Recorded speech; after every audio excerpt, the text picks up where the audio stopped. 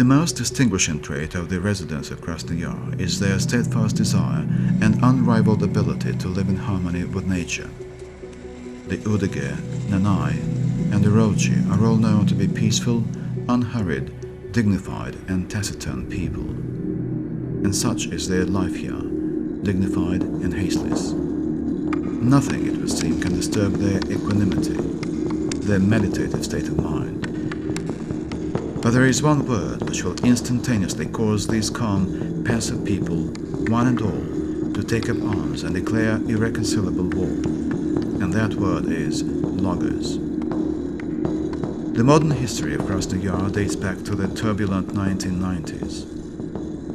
It doesn't seem worthwhile to recall those years in detail, but it was then that this vast country was put up for auction, wreaking havoc among the citizenry.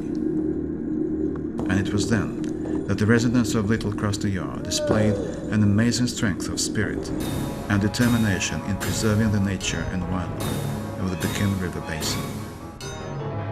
The Heimlich operation of South Korea at the time intended to do logging in the Bikin River mid-course.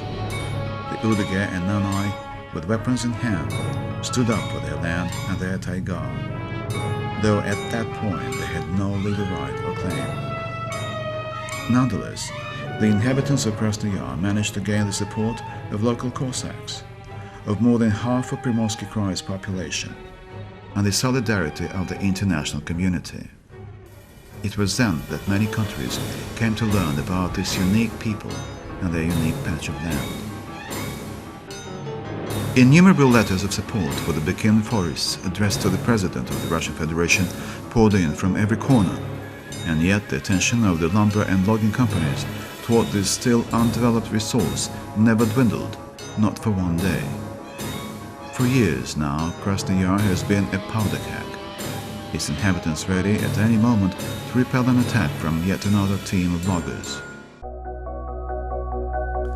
Relief came from an unexpected source. Scientists have established that a major cause of global climate change is greenhouse gases, including carbon dioxide.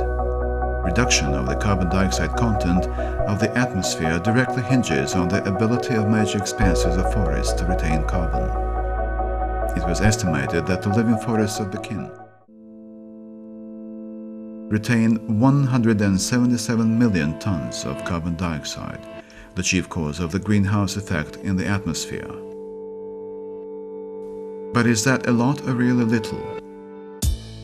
It's the same amount of carbon dioxide in the exhaust fumes from 88 million cars being driven for 1 million kilometers, or 84 million round-trip jet flights between Europe and North America. It was clearly evident that protecting the Bikin Basin from industrial encroachments could realistically help mitigate some negative effects of global climate change. The only way to save this forest from logging and consequently preserve the natural storage of carbon, while still retaining the forest as a viable economic sector, is to lease out this territory long-term to indigenous communities exclusively for non-timber harvesting of food and medicine. 39,670,400 rubles was appropriated by the German government and the German Development Bank to the World Wildlife Fund to this end.